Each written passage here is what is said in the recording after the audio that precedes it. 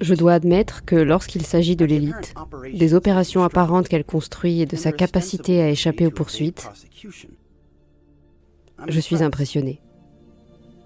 Comment sont-ils devenus si puissants ? Ou peut-être une meilleure question, comment sont-ils devenus si diaboliques ? Est-ce que le pouvoir, par sa nature même, est une condition préalable à la malveillance ? Je n'en suis pas sûr. Cependant, je suis sûr que lorsqu'il s'agit du trafic d'êtres humains, il ne s'agit pas, en ce qui concerne l'Amérique par exemple, de démocrates contre républicains, mais du bien contre le mal. Trop souvent, ceux d'entre nous qui sont les plus proches du sujet concluent leurs recherches avec une interprétation partisane. C'est un problème, car cela compromet notre capacité à transcender la politique et à nous unir sous une seule bannière dans le but d'aider ceux qui en ont le plus besoin. La vidéo suivante sera une tentative de prouver ce point. Je vais commencer par une question. En Amérique, quelle est la punition pour la production de pornographie infantile ? Est-ce 2 ans de prison ? 5 ans ? 10 ans ? La peine minimale pour un premier délit de production de pornographie infantile est de 15 ans de prison, selon le département de justice américain. Mais apparemment, si vous êtes un politicien de premier plan, les lois protégeant les enfants sont facultatives. Le membre républicain du Congrès, Robert Bowman, pour le crime déclaré d'avoir des relations sexuelles avec un garçon de 16 ans, ses charges ont été abandonnées après avoir suivi, je cite, un programme de traitement. Le conseiller républicain Keola Childs a plaidé coupable de pédophilie et a été condamné à 1 an en prison, réparti sur 12 ans, effectuant 30 jours quand il le voulait, chaque année. Le consultant de campagne et activiste républicain Tom Shortridge, pour le crime de non seulement avoir eu, mais avoir produit de la pornographie infantile, a été condamné à 3 ans de probation. Le directeur républicain des élections Kevin Cohn, pour avoir sollicité une jeune fille de 14 ans sur Internet, il a été condamné à 2 ans de probation. Le conseiller municipal républicain Fred C. Smeltzer Jr., pour le crime de viol d'une jeune fille de 15 ans, il a été libéré après 6 mois de prison. Le juge républicain Mark Pazuanic a plaidé sans contestation pour avoir abusé sexuellement de sa fille de 10 ans, et il a été condamné à 10 ans de probation. Le président républicain de la Chambre des représentants, Dennis Hastert, a plaidé coupable de pédophilie. Avant sa condamnation, Hastert a déclaré que les agresseurs d'enfants devraient être, je cite, « mis en prison pour le reste de leur vie ». Et le juge qui présidait le procès de Hastert a déclaré, je cite, « Rien n'était plus étonnant que d'avoir le terme pédophile en série et président de la Chambre dans la même phrase. » Hastert a été libéré de prison après 13 mois.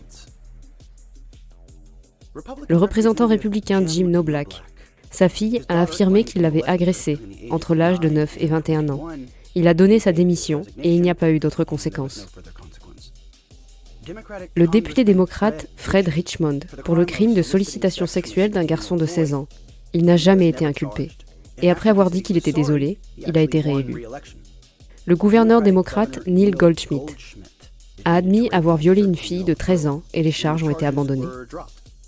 Le maire démocrate Gary Becker, pour le crime de pédophilie, possession et distribution de pornographie infantile, a été libéré de prison après 3 ans. Le maire démocrate Ed Murray, accusé par 5 personnes, dont son fils adoptif, d'abus sexuels sur des enfants, a été autorisé à démissionner sans autre forme de procès. Et bien sûr, le député démocrate Anthony Weiner, le donateur et activiste démocrate et producteur hollywoodien Harvey Weinstein, le donateur démocrate milliardaire Jeffrey Epstein, l'aide démocrate et l'amie d'Hillary Clinton, Laura Silsby, font partie du panthéon des pédophiles démocrates, accusés de trafic sexuel d'enfants, qui ont bénéficié de peines clémentes ou qui n'ont pas été condamnés du tout par rapport à leurs crimes déclarés. Il est important de se rappeler que ce sont les seuls fonctionnaires qui ont été pris en flagrant délit. On peut se demander combien d'autres fonctionnaires sont en train d'agresser des enfants en secret en ce moment même.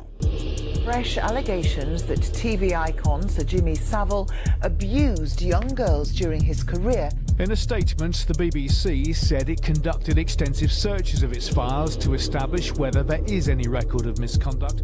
La BBC est la même organisation qui, selon sa propre enquête, a sciemment permis à Jimmy Savile, l'un des pédophiles les plus prolifiques de Grande-Bretagne, d'abuser sexuellement d'enfants. Alors même que les rumeurs de sa pension pour enfants se répandaient, il a été fait chevalier en 1990, alors qu'il y a quelques mois à peine, une enquête indépendante affirmait que plusieurs responsables britanniques ont activement protégé et couvert des abus sexuels sur des enfants pendant des décennies.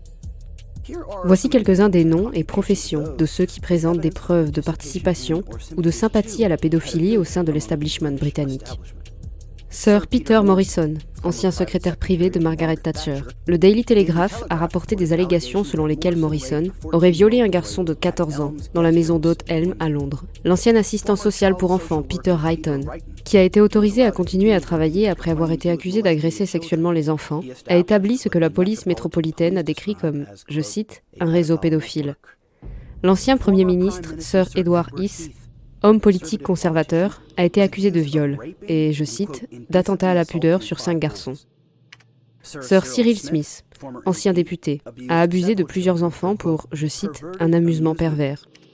Sir Clement Freud, ancien député, a été accusé par 3 femmes d'avoir abusé d'elles sexuellement lorsqu'elles étaient enfants.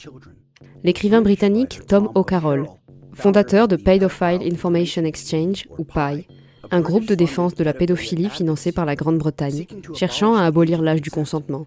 Sir Rhodes Boyson, ancien député, était encore un autre membre de Paedophile Information Exchange et a été fait chevalier en 1987. Sir Leon Brittan, ancien député, s'est opposé à une demande d'interdiction de Paedophile Information Exchange. Leon Brittan sera fait chevalier en 1989. Sir Greville Jenner, ancien député, qui, dans un cas, s'est fait passer pour un soignant dans une maison d'enfants, afin d'abuser sexuellement d'un jeune garçon. Sir Keith Joseph, ancien député. Selon le Sunday Mirror, Sir Keith Joseph et Sir Rhodes Boyson se livraient à des parties de sexe avec des, je cite, garçons mineurs loués. Sir Peter Heyman, ancien député, membre assumé de PI, et bien sûr, il a été fait chevalier en 1971. Malheureusement, à l'exception de Tom O'Carroll, justice ne sera jamais rendue.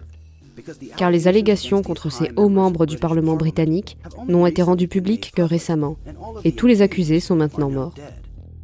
Au Royaume-Uni, son adresse la plus notoire est Dolphin Square, où siègent des députés, des militaires de haut rang, la royauté, des espions, des représentants des forces de l'ordre et d'autres personnalités puissantes. Dans un dossier présenté à Scotland Yard, une victime nommée Nick a déclaré qu'il y était emmené dans une voiture avec chauffeur et qu'il était abusé par un groupe d'hommes lors de fêtes, affirmant qu'à un moment donné, il a été témoin d'un étranglement à mort par un membre conservateur du Parlement. Un dossier similaire a été remis à Margaret Thatcher en 1999. Elle n'en a jamais parlé. Je vous encourage à partager cette vidéo avec les sceptiques sur ce sujet. Ils pourront vérifier les informations et découvrir que tout est vrai. Je veux que ces gens sachent ce qui se passe. L'aboutissement de mes recherches sur le trafic d'êtres humains au sein de l'élite m'a convaincu sans conteste que les pédophiles, en grande partie, gèrent et dirigent le monde et qu'il est erroné de penser autrement. Par exemple, tous les délinquants sexuels ne sont pas des pédophiles, n'est-ce pas? Mais il n'en reste pas moins vrai que la majorité d'entre eux ont commis des crimes sexuels contre des enfants. En gardant cela à l'esprit, réfléchissez à cette question. D'après vous, combien de délinquants sexuels ont le même code postal que le vôtre? Le nombre pourrait vous surprendre. Maintenant, mettez ce chiffre à l'échelle de votre ville, de votre État et de votre pays. Le nombre grimpe à plus de 800 000, et ceci uniquement en Amérique, et uniquement pour les délinquants qui sont arrêtés. Le docteur Michael Cito, psychologue médico-légal et auteur de Pedophilia and Sexually Offending Against Children, a estimé la prévalence de la pédophilie dans la population générale à environ 1%, même si l'on divise ce chiffre par 2. Les 0,5% de la population humaine représentent environ 40 millions de personnes. Donc, selon les recherches du docteur Cito, ce n'est pas une conspiration que parmi nos dirigeants se trouvent des pédophiles, mais une certitude statistique. Comme pour le népotisme et la franc-maçonnerie, les pédophiles en position de pouvoir auraient presque certainement intérêt à se protéger, en recrutant ceux qui ont des penchants similaires. Le psychologue Dr. Knapp a écrit « Le tueur en série a les mêmes caractéristiques de personnalité que le délinquant sexuel contre les enfants. La psychopathie est un trait de caractère des pédophiles. Il s'ensuit que parmi n'importe quel groupe d'entre eux, il existerait une approbation et un désir de trafic sexuel d'enfants. Mais sans les moyens de mener à bien une telle opération, la plupart des pédophiles doivent soulager leur malveillance en ligne. Le contenu devient progressivement dépravé, ce qui corrobore l'idée que les pédophiles partagent effectivement des corrélations avec les psychopathes. Ainsi, lorsqu'on analyse la classe de l'élite mondiale, la moyenne statistique de la présence de pédophiles dans la société ne disparaît pas soudainement. En fait, si l'on tient compte de la richesse et des ressources accumulées par les élites, qui comprennent des membres de la royauté, des agents des services de renseignement, des dirigeants maçonniques, des banques, des dynasties et des autorités religieuses, s'ils avaient l'intention de mener ou de naviguer dans les entreprises existantes de trafic sexuel d'enfants, ils pourraient certainement le faire. Les pédophiles sont partout, et ils ne disparaissent pas miraculeusement quand ils ont du pouvoir.